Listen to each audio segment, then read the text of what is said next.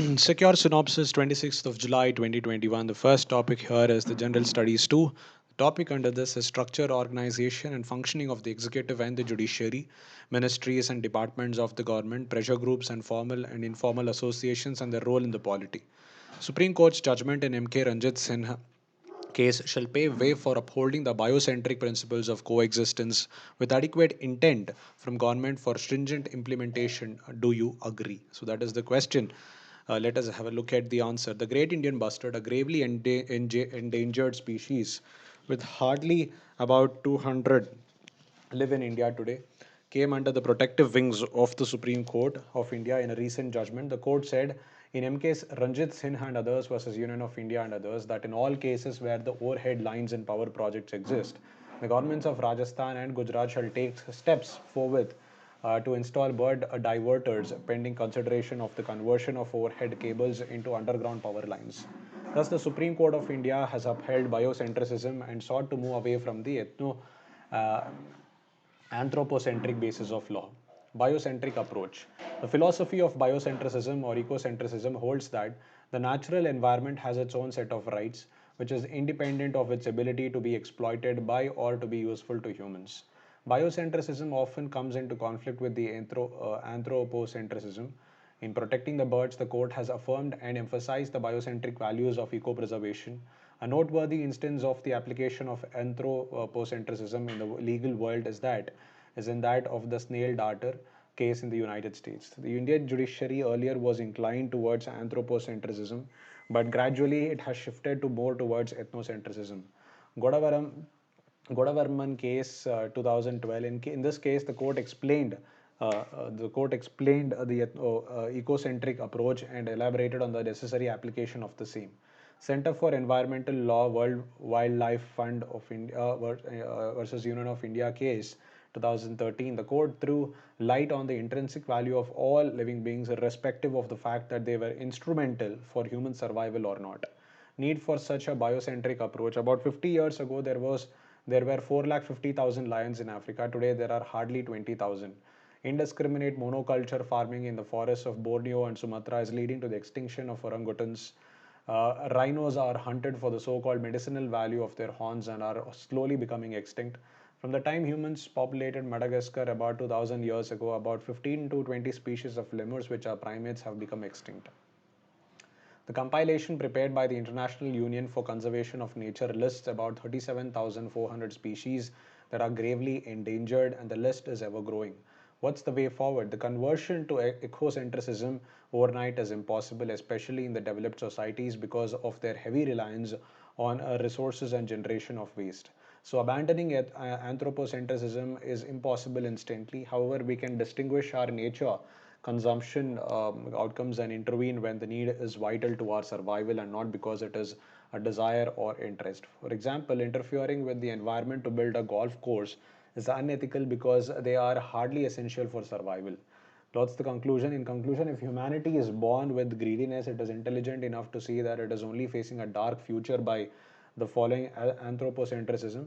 Granting a tree, a mountain, and a bird its intrinsic value or right of nature laws is the first step towards the biocentric world and a better planet. In times like this, the Supreme Court's judgment in MK Ranjit Singh upholding the biocentric principles of coexistence is a shot in the arm for nature conservation. Let's move on to the next topic: functions and responsibilities of the Union and the states, issues and challenges pertaining to the federal structure, devolution of powers and finances up to local levels, and challenges therein. Explain why the Supreme Court has recently struck down part of the 97th Constitutional Amendment. Also, analyze its impact on federal principles in India. The Supreme Court recently, in a 2 to 1 majority verdict, upheld the validity of the 97th Constitutional Amendment that deals with issues related to effective management of cooperative societies, but struck down a part inserted by it which relates to the constitution and working of cooperative societies. The judgment struck down Part 9b of the Constitution related to cooperative societies but saved the amendment. 97th Constitutional Amendment Act of 2011. It dealt with issues related to effective management of cooperative societies in the country. It passed it was passed by Parliament in December 2011 and had come into effect from Feb to 15 2012. It amended Article 19 Clause 1 to give protection to the cooperatives and inserted Article 43B and Part 9B relating to them. The word cooperators was added after unions and associations in Article 19, Clause 1, Clause C under Part 3 of the Constitution, which thus enables all the citizens to form cooperators by giving it the status of fundamental right of citizens. A new Article 43B was added in the Directive Principles of State Policy regarding the promotion of cooperative societies. Now, what are the reasons for striking down of part of 97th Amendment? Upholding the Gujarat High Court's 2013 decision striking down certain provision of the 97th Constitutional Amendment, the Supreme Court held the Parliament cannot enact laws with regard to cooperative societies as it is a state subject.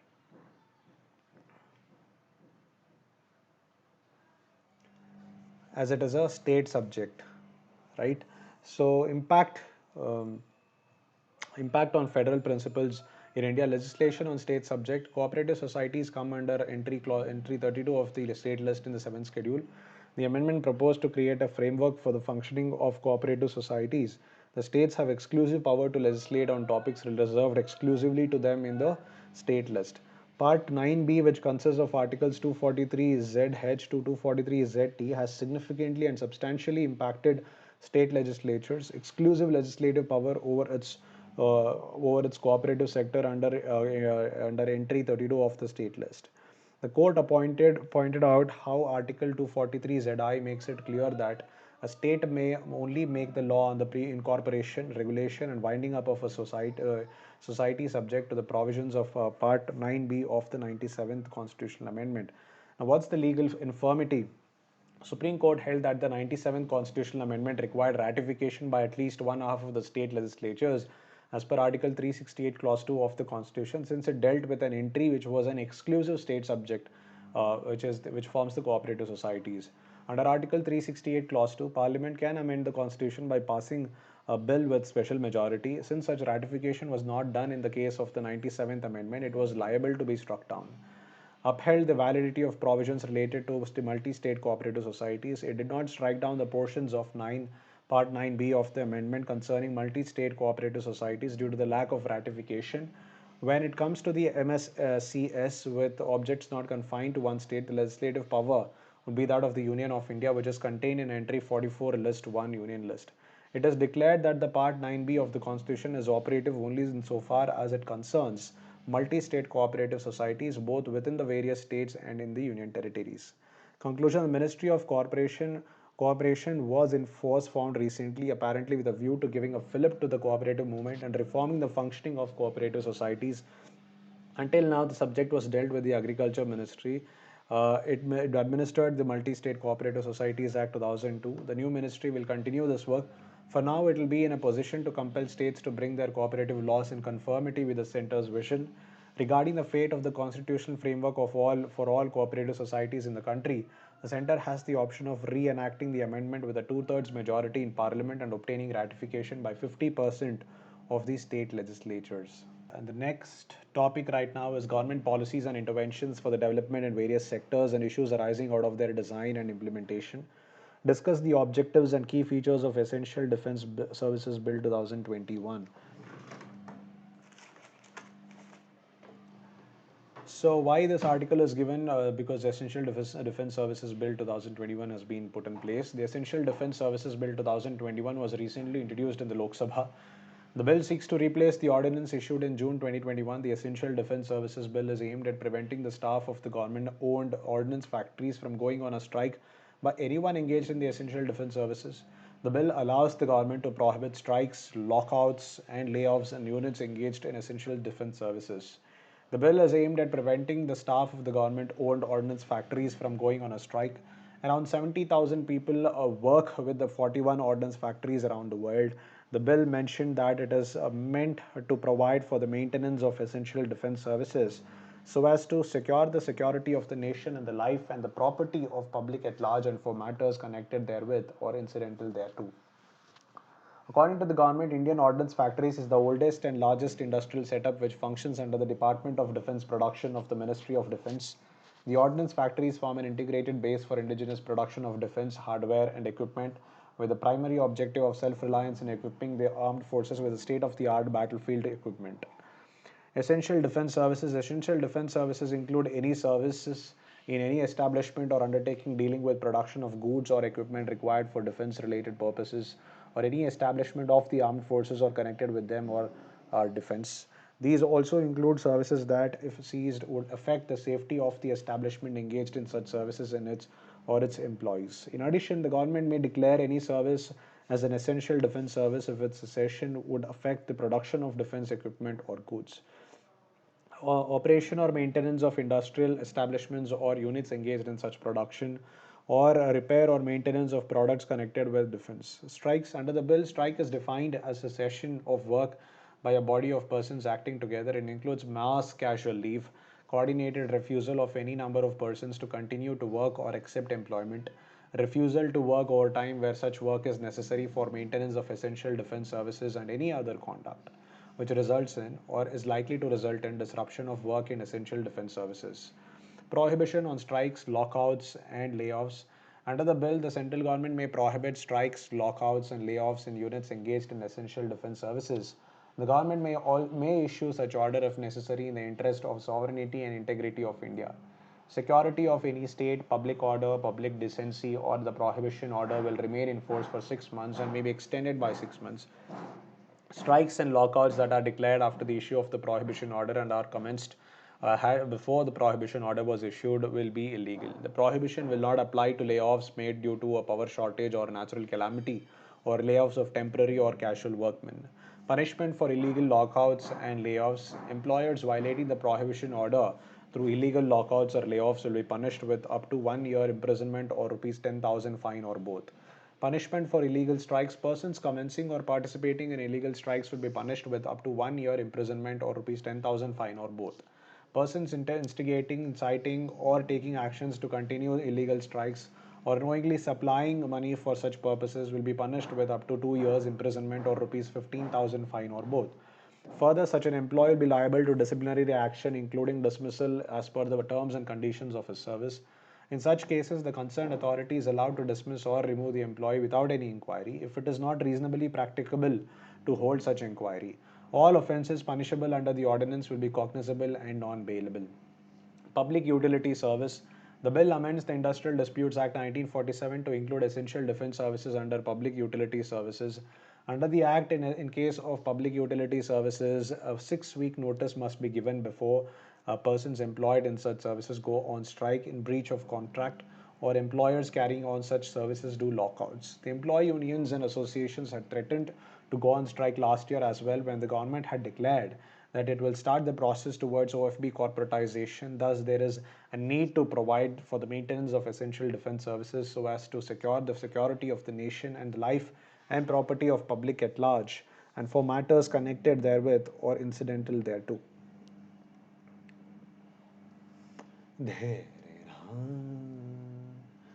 I have to book that and place another order, man. उसको ठीक कैसे कहते हैं करते?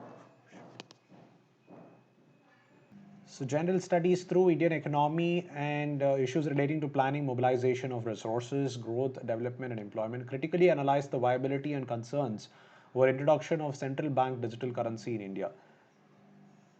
A central bank digital currency or national digital currency is simply the digital form of country's fiat currency. Instead of printing paper currency, or minting coins, the central bank issues electronic tokens. This token value is backed by the full faith and credit of the government. The Reserve Bank of India is likely to soon kick off pilot projects to assess the viability of using digital currency to make wholesale and retail payments, to help calibrate its strategy for introducing a full scale central bank digital currency. According to the Bank for International Settlements, more than 60 countries are currently experimenting with the CBDC. There are few countries that have already rolled out their national digital currency, such as Sweden is conducting real world trials of their digital currency, which is called as Krona. The Bahamas already issued their digital currency, which is called as Sand Dollar, to all citizens. China started a trial run of their digital currency ERMB. Amid pandemic, they plan to implement Pan China in 2022. This is the first national digital currency operated by a major economy. Need for a CBDC. The growth of cryptocurrencies such as Bitcoin, Ethereum, etc. has raised challenges to fiat currencies. Along with their other vulnerabilities, made the central bank of each country explore the possibility of introducing their own digital currencies. A 2012 BIS survey of central banks, which found that 86% were actively researching the potential for such currencies, 60% were experimenting with technology, and 14% were deploying pilot projects. The need for interbank settlement would disappear as it would be a central bank liability handed over from one person to another. Viability of a CBDC, an official digital currency, would reduce the cost of currency management while enabling uh, real-time payments without any interbank settlement. India's fairly high currency to GDP ratio holds out another benefit of CBDC. To the extent large cash usage can be replaced by CBDC, the cost of printing, transporting, and storing paper currency can be substantially reduced. As the currency in digital form, it can provide an efficient way for financial transactions. Further, digital currency also solves the challenges with cash and coins. Cash and coins require expenses and storage and have inherent security risks like the recent heist in the RBI currency chest. There are about 3,000 privately issued cryptocurrencies in the world. According to IMF, the key reason for considering national digital currency is to counter the growth of private forms of money. There is a possibility of these companies going bankrupt without any protection. This will create a loss for both investor and creditor, but the national digital currency has government backing in case of any financial crisis. As the state backed digital currency can provide investor consumer protection, the private can confidently invest in the associated infrastructure without any doubts over its regulation. This will improve the services to people. The national digital currency will be regulated by the RBI, so there will be less volatility compared to other digital currencies. Currently, RBI's work on inflation targeting can be extended to national digital currency also. Since India is planning to ban other cryptocurrencies, with the RBI can better regulate digital and fiat currency, thus upgrading to digital currency and balancing the macroeconomic stability. With the introduction of CBDC in a nation, its central bank would be able to keep a track of the exact location of every unit of the currency, thereby curbing money laundering. Criminal activities can be easily spotted and ended, such as terror funding, money laundering, and so forth. Concerns posed: India is already facing many cyber security threats. With the advent of digital currency, cyber attacks might increase and threaten digital theft, like Mount Gox bankruptcy case. According to the Digital Empowerment Foundation in 2018 report, around 90% of India's population is digitally illiterate. So, without creating enough literary awareness, introduction of digital currency will create a host of new challenges to the Indian economy.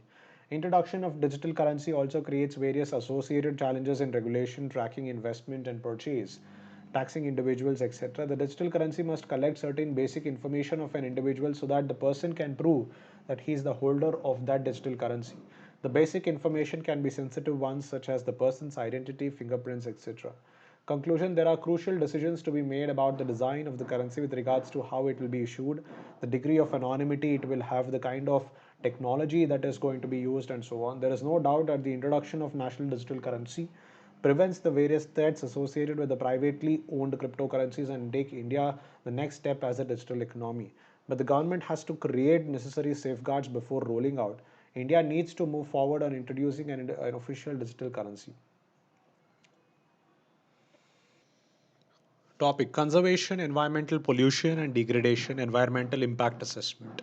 Marine life is facing threats from human induced pollutants. In this context, discuss what are the ghost nets and why they require urgent action. Explain. Ghost nets are any fishing nets that have been abandoned, lost, or discarded at sea, on beaches, or in harbors. They are a major factor of the bigger problem of ghost gear, which refers to all types of fishing gear, including nets, lines, traps, pods, or fishing aggregating devices that are no longer actively managed. The presence of plastic in the world seas is only growing by the day. In March 2018, fishermen hauled 400 kg of fishing nets out of the sea in a few locations of Kerala's south coast. It covers the regions of India's coast ranging from Tamil Nadu to Maharashtra. Stats about ghost nets: 10% of all ocean garbage, marine debris is from ghost gear. More than 640,000 tons of ghost gear is left in our oceans each year. More than 136,000 seals, dolphins, whales, turtles, and other sea animals get trapped or entangled in ghost gear each year. Ghost gear can take up to 600 years to decompose. Since July 2013, the Olive Ridley project has physically removed more than 10 tons of ghost gear from the Indian Ocean. There are documentation of more than 1,000 turtle engagements in Maldives as of May 2021. So, ghost dangers posed by ghost nets. Each year, ghost gear is responsible for trapping and killing a significant number of marine animals such as sharks, rays, bony fish, sea turtles, dolphins, whales, crustaceans, and seabirds. They can cause further destruction by smothering and damaging coral reefs, devastating shorelines, and damaging boats. The deadly effects of ghost nets can be felt far from their point of origin. Ghost nets drift with ocean currents for years or even decades. As they travel huge distances, they continue to catch and kill marine animals in a process called as ghost fishing. Entangled in ghost nets can lead to exhaustion, suffocation, starvation, amputation of limbs, and eventually the death of a marine animal. Entangled fish often act as bait, attracting larger predators such as turtles, sharks, and dolphins, which may themselves become entangled. A drifting ghost net might eventually become so heavy due to its catch that it sinks to the bottom of the ocean. On the seabed, smaller ocean dwellers start feeding on the entangled marine animals, which, along with natural decomposition, reduces the weight of the net to the extent that it floats back up to the surface.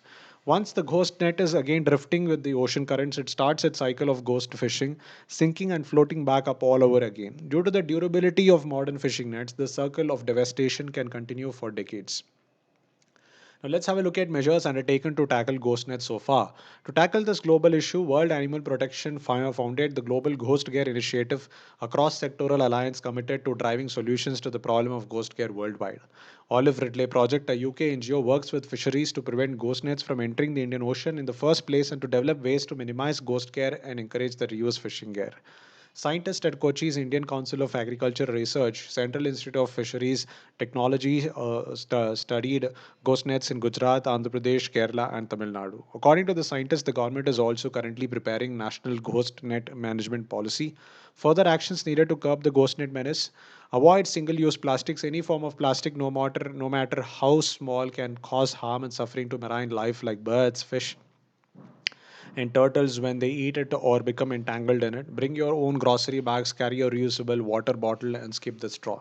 Cut looped plastics, anything that forms a circle like six pack beverage rings, plastic bag handles, or packing straps from shipping boxes pose a threat to curious birds, seals, and sea lions who can become entangled.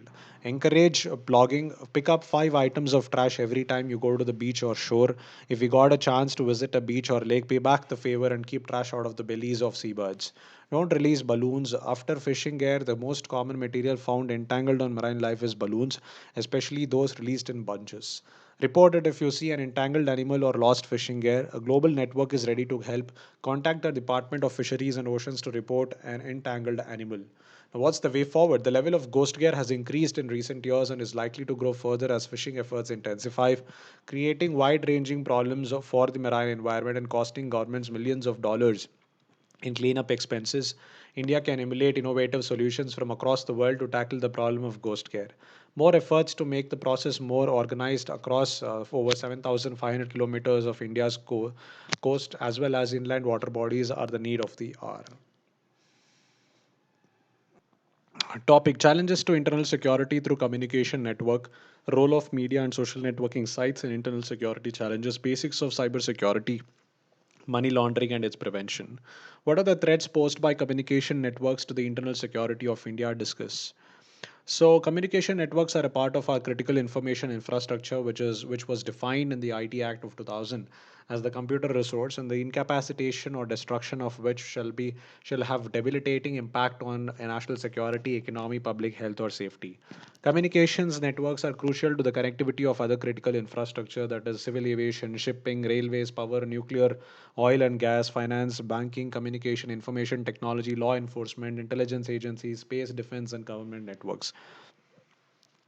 Threats posed by communication networks to the internal security of India are used by terrorists due to the easy availability and widespread use of communication networks. Most of the terrorists use this medium to achieve their goals. Around 90% of the organized terrorism on the internet takes place through the social media. The terrorist groups spread their messages through the sites like YouTube, Twitter, or Facebook and recruit people via them. For example, the terrorist group of ISIS spreads their messages and activities through the social media. International users, the other national or international users such as political parties, NGOs, hackers pose a serious threat using the communication networks.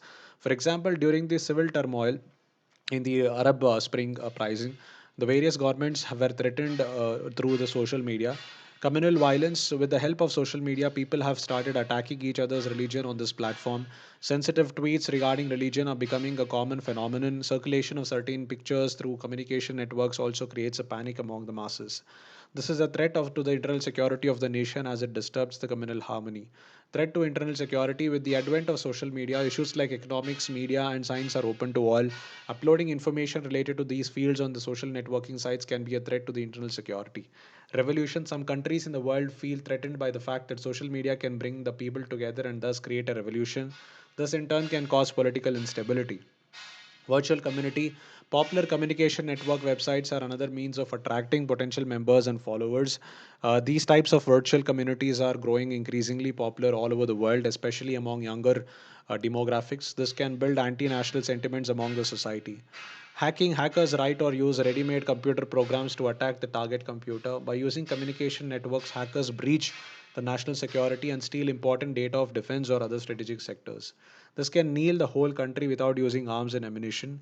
Various measures are taken to prevent the threats. National Cyber Security Policy 2013. The Government of India took the first formalized step towards cybersecurity in 2013, while the Ministry of Communication and Information Technology, Department of Electronics and Information Technology's National Cyber Security Policy 2013. The policy is aimed at building a secure and resilient cyberspace for citizens, businesses, and the government. Its mission is to protect cyberspace information and infrastructure, build capabilities to prevent and respond to cyber attacks, and minimize damages through coordinated efforts of institutional structures, people, processes, and technology. Strategies adopted by the policy include creating a secure cyber ecosystem through measures such as a national nodal agency, encouraging organizations to designate a member of senior management as the chief information officer, and develop information security policies. Creating an assurance framework, encouraging open standards, strengthening the regulatory framework coupled with periodic reviews, harmonization with international standards, and spreading awareness about the legal framework. Creating mechanisms for security threats and responses to the same through national systems and processes. National Computer Emergency Response Team functions as the nodal agency for coordination of all cybersecurity efforts, emergency responses, and crisis management. Securing e-governance by implementing global best practices and wider use of public key infrastructure. Protection and resilience of critical information infrastructure with the National Critical Information Infrastructure Protection Center operating as the nodal agency. To promote cutting edge research and development of cybersecurity technology, human resource development through education and training programs to build capacity. Cyber Swachhata Kendra, Botnet Cleaning, and Malware Analysis Center to combat cyber security violations and prevent their increase. Government of India's Computer Emergency Response Team in Feb 2017 launched Cyber Swachhata Kendra, Botnet Cleaning and Malware Analysis Center, a new desktop and mobile security solution for cyber security in India. Collaboration with industry partners. Development of public private partnerships is an important strategy under the National Cyber Security Policy 2013. Pursuant to this aim, under the aforementioned Cyber Swachhata Kendra initiative, antivirus company Quickhill is providing a free bot removal tool. International cooperation initiatives. Information sharing and cooperation is an explicit strategy under the 2013 policy. Consequently, as an answer to the increasing international nature of cybercrime, the Indian government has entered into cybersecurity collaborations with countries such as the USA, European Union, and Malaysia. The government is drafting guidelines that will bind companies such as Twitter, WhatsApp, YouTube, and Facebook to respond to complaints over content in a few hours as against the current norm of 36 hours. Existing regulations on communication networks. In India, social media platforms already come under the purview of the Information Technology Act, the intermediary guidelines that were notified under IT Act in 2011 and the Indian Penal Code. Under existing laws, social media channels are already required to take down content if they are directed to do so by a court or law enforcement. There are also reporting mechanisms on these platforms where they exercise discretion to certain whether a reported post is violating the community guidelines and needs to be taken down. These, however, have been reported to be arbitrary. Many posts on body positivity and menstruation, for instance, have been taken down in the past, while their other explicit imagery continues to be allowed. Many of the existing regulations themselves are dangerously close to censorship and may have a chilling effect on freedom of speech, which is why cases are being fought on those in courts. Another problem of a lot of regulatory measures is the vagueness of language, which is exploited by state agencies to behave in a repressive way. What's the conclusion? Experts have suggested the setting up of a national cybersecurity agency to address cybersecurity issues and improve implementation at a national level. Such an agency is suggested to be equipped with a staff that is technically proficient in both defensive and offensive cyber operations to encrypt platforms and collect intelligence. Another proposed measure is setting up of a national cyber coordination center as a cybersecurity and e-surveillance agency to screen communication metadata and coordinate the intelligence gathering activities of other agencies. By explaining the features of European Union greenhouse gas emissions, will examine its implication on Indian industry. The European Union introduced new legislation recently called Fit for 55 to cut its GHG emissions by 55% by 2030 and to net zero by 2050. This is a welcome step for climate action since it turns the EU's announcement into law, protecting it from the winds of political change.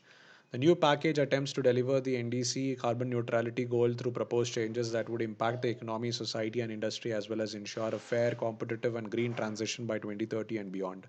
It claims to achieve a balance between regulatory policies and market based carbon pricing to avoid the pitfalls of each. Turn the fit factor fit for 55% emissions reductions by 2030 into the fit for 1.5.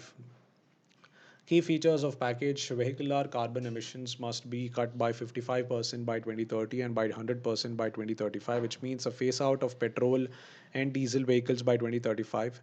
It also includes some provisions that benefit the auto industry. It has set a target to enhance the use sink capacity to 310 million tons of CO equivalent, which it hopes will be achieved through specific national targets by member countries. It proposes to increase the binding target of renewable resources sources in the EU's energy mix to 40% and improve energy efficiency by 36% by 2030. Public funds will be used to help building charging stations every 60 kilometers on major highways, a move that will encourage sales of electric cars. It will also help finance a network of hydrogen fueling stations. It calls for creation of an emissions trading system for buildings and road transport, separate from EU's current ETS to become operational from 2026.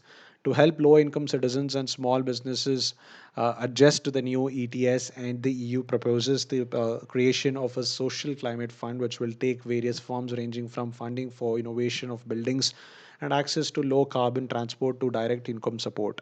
Among other market based mechanisms, the EU is proposing a carbon border adjustment mechanism which will put a price on imports from places that have carbon intensive production process. Now, what are the impacts on India? Positives: it opens new markets for Indian industry, for example, for electric vehicles.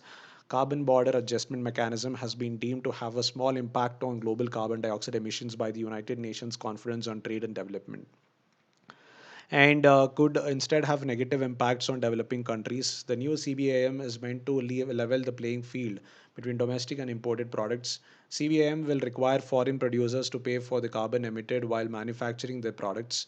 Adding the price of carbon is meant to discourage consumers from buying carbon intensive products and encourage producers to invest in cleaner technologies. The UNCTAD release a study released on July 14 predicts that India will lose about $1.17 billion in exports of energy intensive products such as steel and aluminium. India's goods trade with the EU was about $74 billion in 2020. The plan outlines that the sale of all fossil fuel guzzling cars, including hybrid vehicles, will be halted from 2035 onwards. Apart from the automotive industry, the commercial airline industry will also be forced to adapt. Jet fuel is one of the bigger contributions to carbon emissions, and the new plan envisages that the airlines shift to cleaner fuels. Cargo ships may not be able to dock in ports like Rotterdam, Netherlands, or Hamburg, Germany unless they run on cleaner fuels. Steel producers and cement makers will pay for every ton of carbon dioxide in their factory or the factories emit.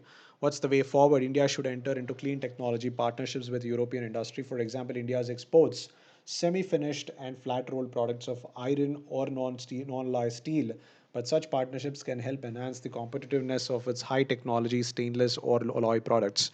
Indian companies should invest in more renewable electricity and energy efficiency. They can adopt science based targets for emissions reduction and internal carbon pricing to incentivize low carbon choices. The government can extend the Perform Achieve Trade scheme to more industries and provide finance to MSMEs to upgrade to clean technologies. India can try to diversify its exports to other markets and products. For instance, it could increase its market share of crude steel compared to more emission intensive producers like China, Russia, and Ukraine.